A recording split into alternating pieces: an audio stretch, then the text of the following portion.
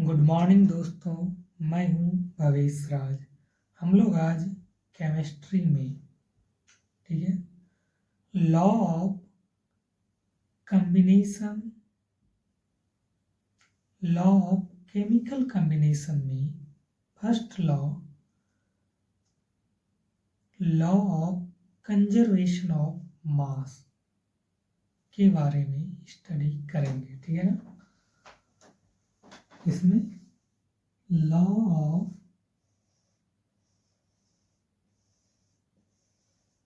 Chemical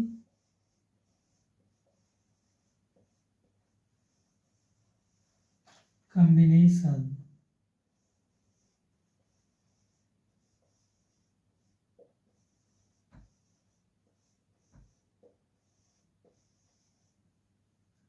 में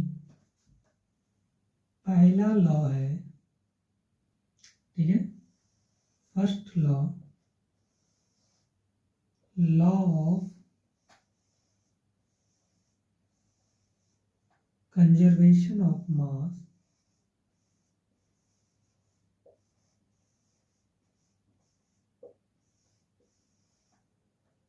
ठीक है, के बारे में स्टडी करेंगे।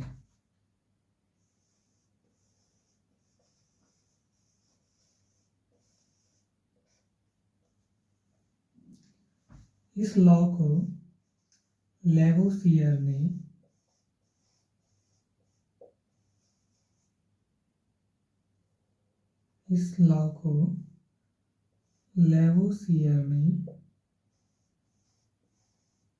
दिया था। ठीक है ना। ये कहता है, ये law, according to this law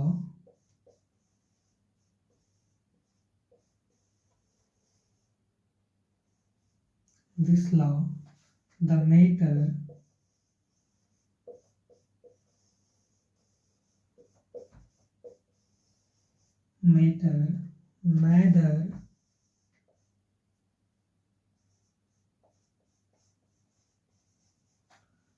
can be created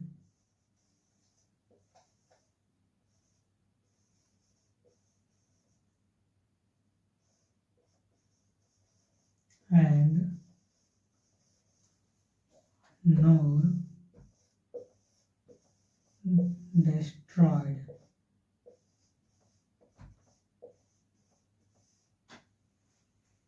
in this reaction.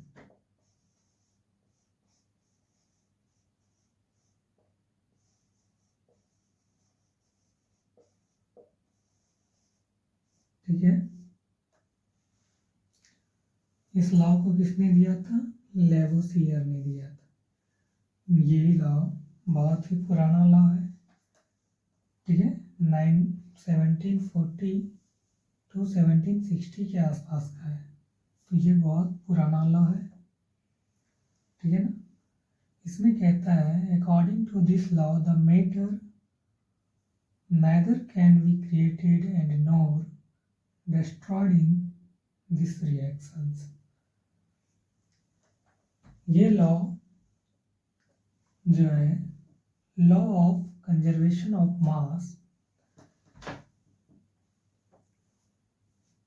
ये रिएक्टेंट का मास प्रोडक्ट के मास के इक्वल होता है। ये लॉ कहता है कि जो रिएक्टेंट का मास है, ठीक है, वो प्रोडक्ट के मास के इक्वल है।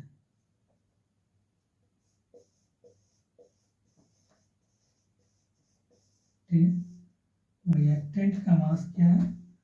प्रोडक्ट के मास के इक्वल है।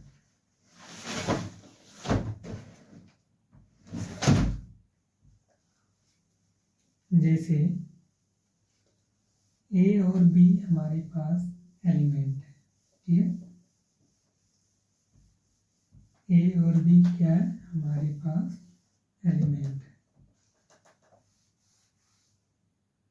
ए और बी हमारे पास क्या है? एलिमेंट है, जो कंबाइंड करके कंपाउंड फॉर्म करता है ए और बी क्या फॉर्म कर रहा है? कंपाउंड फॉर्म कर रहा है। ठीक है, कहता है ये लॉ कि इस लॉ का कहना है कि कितना मास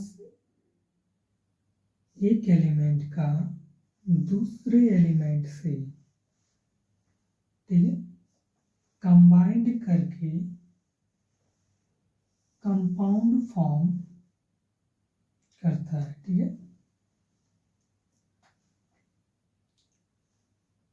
सम mass of reactant equal to some mass of product.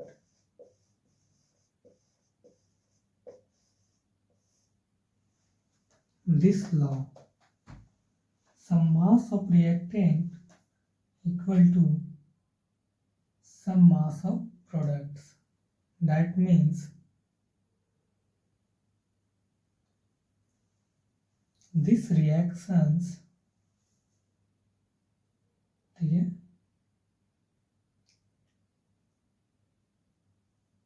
neither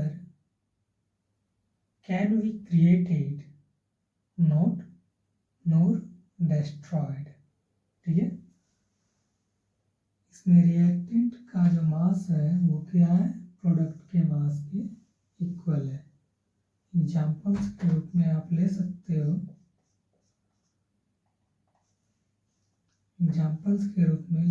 हो, कार्बन और ऑक्सीजन। ठीक है, ये दो एलिमेंट्स कंबाइंड करके कंपाउंड फॉर्म कर रहा है कार्बन डाइऑक्साइड। ठीक है, आपका कार्बन का मास नंबर 12 और ऑक्सीजन का मास नंबर 16 दिया हुआ है। ठीक है, तो एक कार्बन का मास नंबर क्या आएगा? 12 और ऑक्सीजन का मास नंबर 16, एक का, और दो ऑक्सीजन का 32। इन दोनों का सम जो होगा वो क्या है? 44। ठीक है, कार्बन का 12 और दो ऑक्सीजन का 32, इन दोनों का सम क्या आएगा? 44। ठीक है, तो सम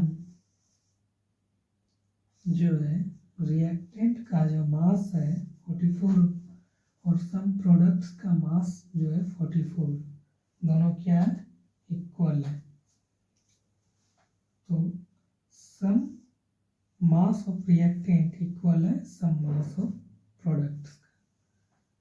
ये यही लॉ दिखाता है, लॉ ऑफ कंजर्वेशन ऑफ मास। यह लॉ आज के समय में वैलिड नहीं है। वैलिड है? नहीं है। इसलिए नहीं है कि कुछ इक्वेशंस ऐसा है, कुछ रिएक्शंस ऐसा है जिसमें E इक्वल mc² वाला फॉर्मूला लगता है, जिनसे क्या होता है कि कुछ एनर्जी रिलीज हो जाती है।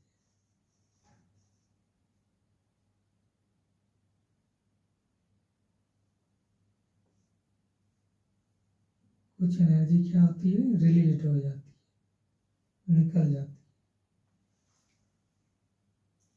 ठीक है, तो यही है